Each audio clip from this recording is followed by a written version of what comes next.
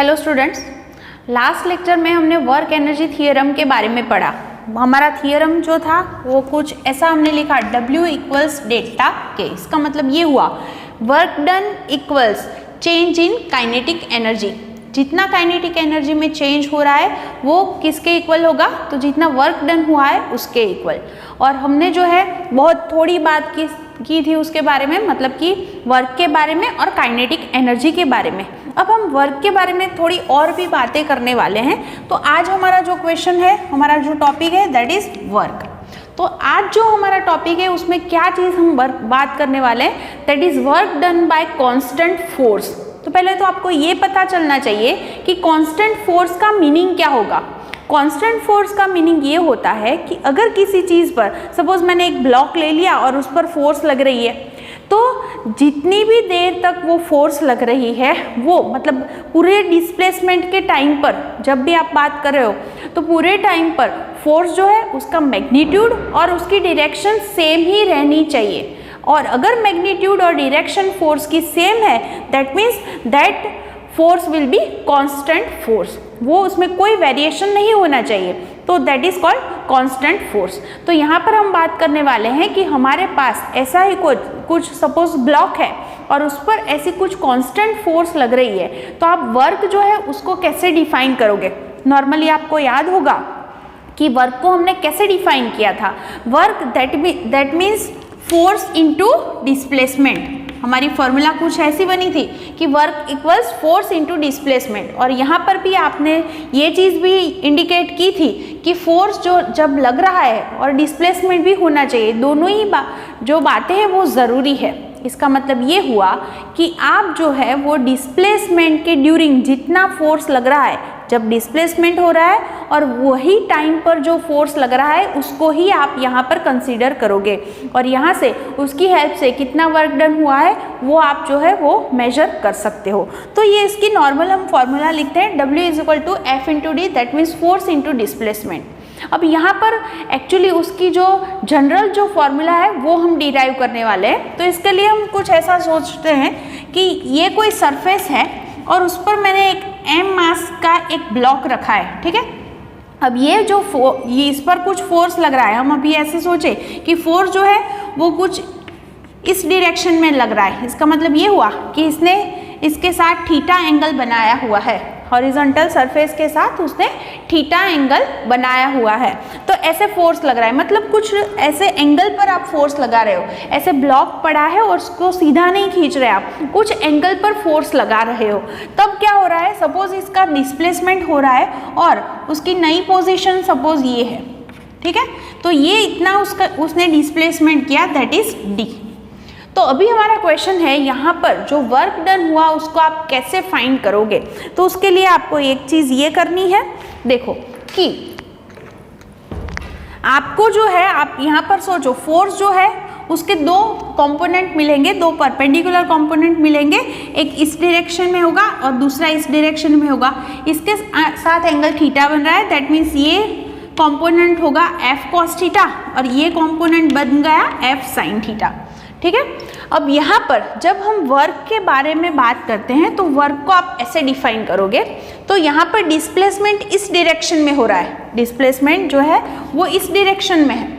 तो आपको क्या करना है, फोर्स का भी उसी डायरेक्शन का कंपोनेंट कंसीडर करना है। उसके पीछे सिंपल लॉजिक है। आप सोचो यहाँ पर कि फोर्स आपने कुछ एंगल पर ऐसे लगाया है, लेकिन यहाँ पर जो रिजल्टेंट जो वर्क होगा उसमें फोर्स जो है उसका ये जो कंपोनेंट है वही इसमें वर्क कर रहा है, ठीक है। क्यों? क्योंकि ये जो है वो उसका कोई असर उस पर नहीं होगा। आप ऐसे सोचो, कोई सपोज मैंने ऐसे कोई चीज़ रखी है, अगर आप उस पर ऐसे फोर्स लगाओगे तो वो इजीली मूव कर सकती है। कुछ एंगल पर लगाओगे तो जैसे पहले आपने उसको ऐसे धक्का मारा था, तब जो जितना उसका डिस्प्लेसमेंट हुआ होगा उतना नहीं होगा, है ना। दोनों ही पोजीशन में आपका आंसर अलग अलग होगा। उसका रीज़न ये है कि यहाँ पर जो है वो फोर्स पूरी, उसकी फोर्स जो है वो पूरी यहाँ पर एक्ट नहीं कर रही। उसके दो कंपोनेंट है, उसमें रिजल्टेंट जो फोर्स लग रही है उसका कंपोनेंट सिर्फ F cos थीटा ही वर्क करेगा। वही यहाँ पर डोमिनेंट होगा, इसकी कोई इफेक्ट उस पर नहीं होगी। इसका मतलब ये हुआ जब आप वर्क डन यहाँ पर काउंट करोगे तो आपको उसकी फॉर्मूला कुछ ऐसी लिखनी पड़ेगी, डिस्प्लेसमेंट इनटू आप लिख सकते हो component of force in direction of displacement. मतलब इसकी डायरेक्शन में फोर्स का जो कंपोनेंट है वही आपको यहाँ पर कंसीडर करना पड़ेगा। तो इसका मतलब ये हुआ वर्क की फॉर्मूला क्या हो गई, D into F cos theta. तो इसको आप ऐसे भी लिख सकते हो एफ डी कॉस थीटा। इसको आप वर्क डन जो है उसको ऐसे भी लिख सकते हो। और आपको पता है दो अगर आपके पास क्वांटिटीज़ है और दोनों के लिए यहाँ पर अगर हमने कॉस थीटा लिखा है तो अगर कॉस थीटा नहीं लिखना है तो उसको आप डॉट प्रोडक्ट से भी रिप्रेजेंट कर सकते हो। Therefore work equals F dot D. तो आपको पता है फोर्स जो है वो भी वेक्टर है, डिस्प्लेसमेंट भी वेक्टर है और दोनों का dot product that means scalar product, that means work will be scalar quantity. तो यहाँ पर वर्क जो है वो स्केलर क्वांटिटी है। तो ये चीज़ आपको समझ में आनी चाहिए। इसका मतलब सिर्फ यहाँ पर एक ही चीज़ समझनी थी कि जब हम वर्क डन के लिए बात करते हैं तो आपको ये एक चीज़ यही याद रखनी है कि यहाँ पर वर्क डन कब हम काउंट कर सकते हैं। तो एक तो डिस्प्लेसमेंट होना चाहिए और जब डिस्प्लेसमेंट हो रहा है उसी दौरान जितना फोर्स लग रहा है उसको ही हम कंसीडर करते हैं। लेकिन अगर फोर्स जो है वो डिस्प्लेसमेंट की डायरेक्शन में नहीं है, कुछ एंगल पर लग रहा है, तो उसके दो परपेंडिकुलर आपको कंपोनेंट मिलते हैं। तो उसमें से जो है वो रिजल्टेंट जो होगा वो ये वाला कंपोनेंट है, वो ही इफेक्टिव है। इसीलिए आप जो है वर्क जब फाइंड करोगे तो आपका ये फॉर्मूला क्या बन गया, तो एफ डी कॉस थीटा। इसका मतलब ये हुआ कि अगर थीटा चेंज होगा, theta means angle between force and displacement, अगर थीटा चेंज हो रहा है तो वर्क भी चेंज होगा। आप यहाँ से बहुत सारी बातें कर सकते हैं उसके लिए। तो W equals F D cos theta. इसका मतलब ये हुआ कि वर्क है वो थीटा पर डिपेंड करेगा। अगर आप देखो कि जब थीटा लेस देन 0 है, सॉरी लेस देन 90 है, थीटा लेस देन 90, आपको याद होगा कि कॉस 90 जो है उसकी वैल्यू 0 है, ठीक है। तो इसका मतलब ये हुआ कि जब थीटा लेस देन 90 है, लेस देन 90 है, तब कॉस की वैल्यू पॉजिटिव है।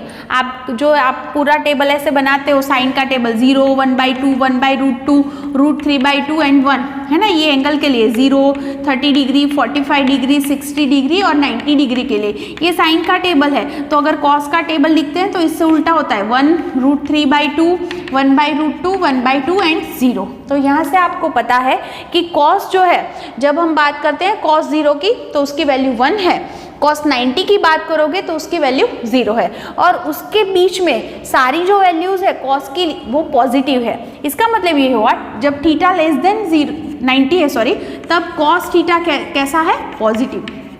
अगर कॉस थीटा पॉजिटिव है that means work done will be positive, work done भी कैसा होगा, पॉजिटिव होगा। अगर उसके बाद की अगर आप बात करते हो, मतलब अगर थीटा ग्रेटर देन 90 है तो उसके लिए मैं आपको बता दूं कि कॉस जो है उसकी वैल्यू होती है नेगेटिव। शायद आपको ये चीज़ भी याद होगी कि कॉस पाई मतलब कॉस 180 डिग्री दैट इज -1। तो आप उसके लिए अगर बात करते हो थीटा ग्रेटर देन 90 तो और अप टू 180 तक ही अभी मैं बात कर रही हूँ, तो उसके लिए आप बोल सकते हो कि कॉस थीटा जो होता है वो नेगेटिव होता है। अगर कॉस थीटा नेगेटिव है तो work done will be negative. और एक बात कर लेते हैं, अगर थीटा इज 90, थीटा 90 है, इसका मतलब ये हुआ कि यहाँ पर W equals F D cos 90 और कॉस 90 की वैल्यू क्या है, 0।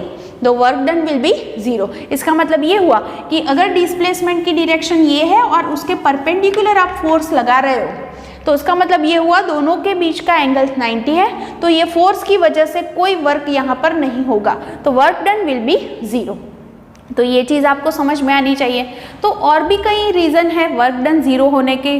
तो यहाँ पर और एक बात बता दूँ, सपोज ये वॉल है और ये रिजिड है वॉल और उसको आप पुश करोगे, भले आप बहुत सारा इसके लिए फोर्स लगा रहे हो, फिर भी वर्क डन 0 होगा। क्यों 0 हो रहा है, क्योंकि हमारी जो फॉर्मूला है F = FD cos थीटा, उसमें कौन कौन सी चीज़ें इफेक्टिव है। तो देखो आप, अगर फोर्स 0 है तो भी वर्क डन 0 होगा, डिस्प्लेसमेंट 0 है तो भी वर्क 0 हो जाएगा, और cos थीटा 0 है, दैट मीन्स थीटा सपोज 90 है तो cos 90 भी 0 है। तो ये तीनों कंडीशन में वर्क डन विल बी 0।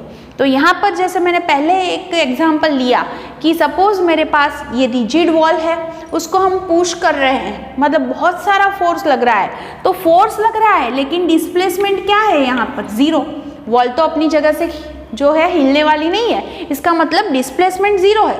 अगर डिस्प्लेसमेंट 0 है that means work done will be 0।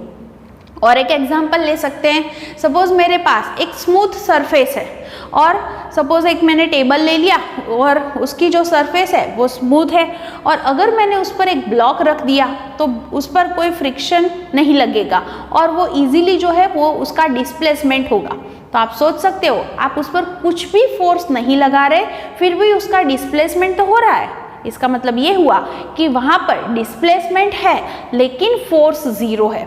अगर फोर्स 0 है तो फिर भी वर्क डन विल बी 0। उस कंडीशन में वर्क फिर से 0 ही होगा।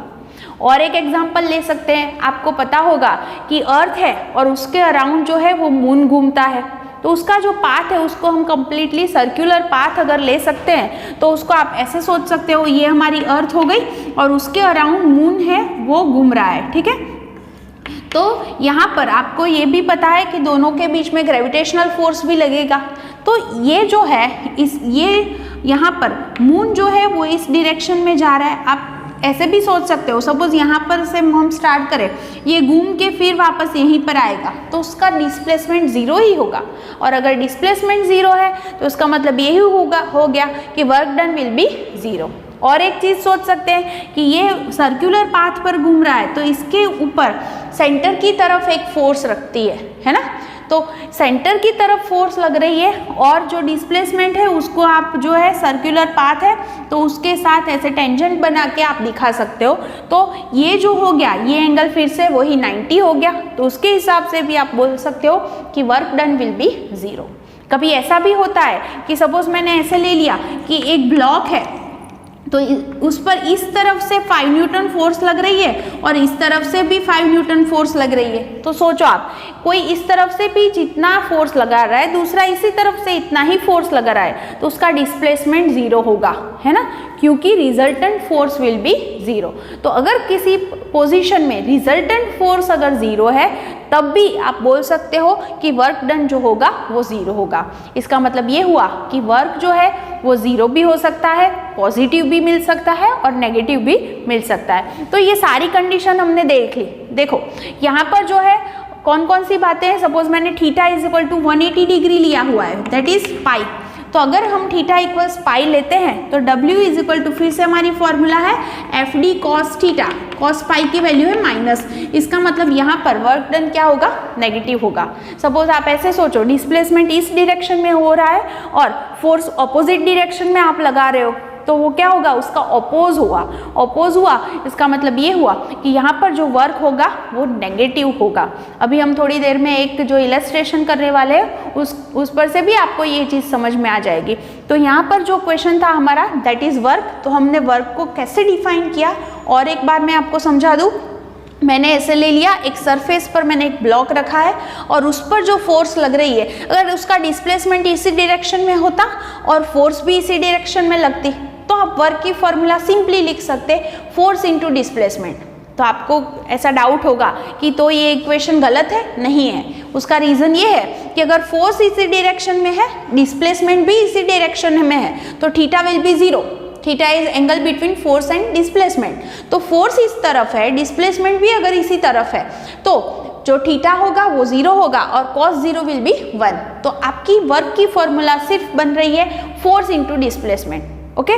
लेकिन अगर फोर्स किसी एंगल पर बन रहा है, मतलब ये डिस्प्लेसमेंट इस तरफ हो रहा है और कुछ एंगल पर फोर्स लग रहा है तो उसके हमने 2 कंपोनेंट ले लिए। तो यहाँ पर कौन सा फोर्स का कौन सा कंपोनेंट इफेक्टिव होगा, जो डिस्प्लेसमेंट की डायरेक्शन में। देखो आप, डिस्प्लेसमेंट इस तरफ हो रहा है, इसका मतलब ये हुआ इसी तरफ जो फोर्स जो लग रहा है वही उसमें इफेक्टिव है ना। अगर ऊपर चला जाता वो तो ऊपर वाला फोर्स इफेक्टिव होता, लेकिन डिस्प्लेसमेंट इस तरफ हो रहा है, मतलब इसी डायरेक्शन का जो फोर्स का कंपोनेंट है वही यहाँ पर इफेक्टिव है, तो हमने उसी को कंसीडर किया है। तो अब हमें जनरल फॉर्मूला उसकी लिखनी है, तो हमें लिखना चाहिए work done is equal to, क्या हम लिख सकते हैं, फोर्स की component that is F cos theta into displacement D, मतलब कि एफ डी कॉस थीटा, ठीक है। उसको आप एफ डॉट डी लिख सकते हो और उस पर से भी आप समझ सकते हो कि ये जो प्रोडक्ट है डॉट प्रोडक्ट है, मतलब रिजल्टेंट क्वांटिटी जो हमें मिली है दैट इज वर्क। वर्क जो है वो स्केलर क्वांटिटी है। और एक चीज़ कि यहाँ पर जो अगर थीटा चेंज हो रहा है तो वर्क चेंज होगा। अगर हमने ऐसे ले लिया कि थीटा लेस देन 90 है, लेस देन 90 है मतलब हम अभी मैंने एक टेबल बना के भी आपको समझा दिया कि अगर थीटा लेस देन 90 है तो कॉस की वैल्यू पॉजिटिव होगी। कॉस की वैल्यू अगर पॉजिटिव है उसका मतलब work done will be positive. अगर थीटा मैंने ग्रेटर देन 90 ले लिया, अप टू 180 डिग्री तक अभी मैं ले रही हूँ, तो अगर 180 डिग्री तक अगर हम आप बात कर रहे हैं तो कॉस की वैल्यू जो है वो नेगेटिव है। बाकी और भी है लेकिन वो हम बाद में बात करेंगे और वो चीज़ मैथ्स में भी आप पढ़ोगे। तो यहाँ पर सिर्फ मैंने अभी इतने एंगल तक ही लिया है, थीटा ग्रेटर देन 90 है और अप टू 180 डिग्री है, तो कॉस की वैल्यू नेगेटिव होती है और so work done will be negative. या फिर आप ऐसे भी सोच सकते हो कि थीटा इक्वल्स पाई है, मतलब डिस्प्लेसमेंट की ऑपोजिट डायरेक्शन में फोर्स लग रहा है तो उनके बीच का एंगल होगा 180 डिग्री और उस कंडीशन में work done will be negative. अगर थीटा 90 है मतलब डिस्प्लेसमेंट की परपेंडिकुलर आप फोर्स लगा रहे हो तो कोई भी वर्क नहीं होगा। और भी बहुत सारे एग्जांपल्स आप ले सकते हो कि कब वर्क डन जीरो हो सकता है। जैसे हमने सोचा कि वॉल को पुश कर रहे हैं लेकिन वो नहीं हिल रही, तो फोर्स लग रहा है लेकिन डिस्प्लेसमेंट नहीं हो रहा, तो भी वर्क डन जीरो होगा। तो ऐसे बहुत सारे एग्जांपल्स आप ले सकते हो और उसी सारे एग्जांपल से आप समझा सकते हो कि वर्क डन जीरो भी हो सकता है, नेगेटिव भी हो सकता है और पॉजिटिव भी हो सकता है। अब हम बात करने वाले हैं हमारी टेक्स्ट बुक जो है उसमें जो इलस्ट्रेशन दिया हुआ है उसके बारे में।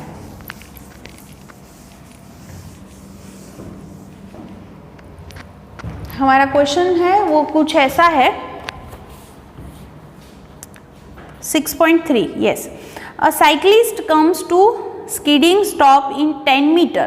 During this process the force on the cycle due to the road is 200 Newton and is directly opposed to the motion. How much work does the road do on the cycle and how much work does the cycle do on the road? देखो यहाँ पर दो चीज़ें दे रखी है कि यहाँ पर एक साइकिलिस्ट है वो साइकिल चला रहा है और उसको स्टॉप करना है, तो यहाँ पर वो comes to skidding stop in 10 metre, 10 metre पर वो स्टॉप हो रहा है और यहाँ पर देखो फोर्स लग रही है। अच्छे से देखो आप, the force on the cycle due to the road is 200 newton. Force on cycle due to the road, तो वो कितनी है 200 न्यूटन। और देखो आप and is directly opposed to the motion, इसका मतलब ये हुआ कि मोशन अगर साइकिल का इस तरफ है तो उसका मतलब फोर्स उसकी ऑपोजिट डायरेक्शन में लग रही है, तो डिस्प्लेसमेंट इस डायरेक्शन में है और फोर्स इस डायरेक्शन में लग रहे हैं। इसका मतलब ये हुआ थीटा विल बी 180 डिग्री या फिर बोल सकते हो पाई। तो यहाँ पर कितना वर्क डन होगा, देयरफॉर फर्स्ट क्वेश्चन क्या है हमारा, what is the work done by the gravity, sorry how much work does the road do on the cycle. तो work done by road that is W equals, आपकी formula है F D cos theta, here F equals 200, distance is 10 and cos theta, theta equals pi, cos pi की value है -1, तो ये हो गया 2000 और ये इसका multiply by -1, your answer will be 2000। और वर्क की फॉर्मूला जैसे मैंने पहले भी बताई थी, फोर्स इंटू डिस्प्लेसमेंट मतलब न्यूटन इंटू मीटर या फिर आप लिख सकते हो जूल। अभी सेकेंड क्वेश्चन है, सेकेंड क्वेश्चन क्या है, वो क्वेश्चन कुछ ऐसा है, how much work does the cycle do on the road. Suppose आप सोचो कि न्यूटन का थर्ड लॉ क्या है, तो जैसे यहाँ पर आपको यहाँ पर फोर्स साइकिल पर लग रही है किसकी वजह से, रोड की वजह से। तो न्यूटन का थर्ड लॉ क्या है कि साइकिल जितना फोर्स जो है वो रोड पर लगाएगी उतना ही फोर्स रोड जो है वो साइकिल पर लगाएगी। तो फोर्स जो है फोर्स विल बी 200 न्यूटन। लेकिन अगर आप सोचो कि जब यहाँ पर फोर्स तो लग रही है लेकिन रोड का डिस्प्लेसमेंट क्या होगा, जीरो। रोड तो डिस्प्लेसमेंट उसका नहीं होता है ना, उस किसकी वजह से, साइकिल जो फोर्स लगा रही है उसकी वजह से रोड का कोई डिस्प्लेसमेंट नहीं हो रहा, तो डिस्प्लेसमेंट विल बी जीरो। अगर डिस्प्लेसमेंट जीरो है तो आप बोल सकते हो work done will be zero. तो आपका लास्ट आंसर आएगा work done will be zero. और थोड़ी चीज़ें हैं वो भी मैं आपको बता दूं कि जैसे हम वर्क जो है उसकी यूनिट जो है वो जैसे हमने जूल ली है, ऐसे दूसरी भी यूनिट आप ले सकते हो। दे आर अलग अलग उसकी यूनिट है। सपोज हम बात करें तो एक यूनिट है अर्ग, दूसरी यूनिट है इलेक्ट्रॉन वोल्ट, उसको बोलते हैं आप 1 इलेक्ट्रॉन वोल्ट। फिर मैं ले रही हूँ कैलोरी, और एक और आप पढ़ने वाले हो दैट इज किलोवाट आवर। तो उसका रिलेशन जूल के साथ क्या है, 1 erg equals 10 to the power -7 joule. आपको सेकेंड चैप्टर में मैंने बताया था कि अगर 1 जूल है इक्वल्स आप लिख सकते हो 10 टू द पावर 7 अर्ग, लेकिन मैंने उल्टा लिखा है यहाँ पर, दैट इज 1 अर्ग है तो उसके इक्विवेलेंट क्या होगा 10 टू द पावर -7 जूल। ये उसका रिलेशन है। अगर 1 इलेक्ट्रॉन वोल्ट की बात करते हैं तो 1.6 इंटू 10⁻⁹ जूल मिला के 1 इलेक्ट्रॉन वोल्ट एनर्जी बनती है। मतलब यूनिट है उसको अलग अलग यूनिट को जूल के साथ कैसा उसका रिलेशन है वही चीज़ अभी हम समझ रहे हैं। 1 कैलोरी की बात करें तो 4.186 जूल मिला के 1 कैलोरी उसको बोल सकते हैं। और 1 किलोवाट आवर इसके बारे में आप डिटेल में आगे जाके पढ़ोगे, that is 3.6 into 10 to the power 6 joule है तो उसको आप लिख सकते हो 1 किलोवाट आवर। तो ये अलग अलग उसके रिलेशन है जिसके बारे में हम ऐसे उसका यूज़ भी आगे जाके करेंगे। ठीक है, तो यहाँ तक की बात आज करते हैं। अच्छे से वर्क क्या है वो अच्छे से टेक्स्ट बुक से भी आप पढ़ लेना।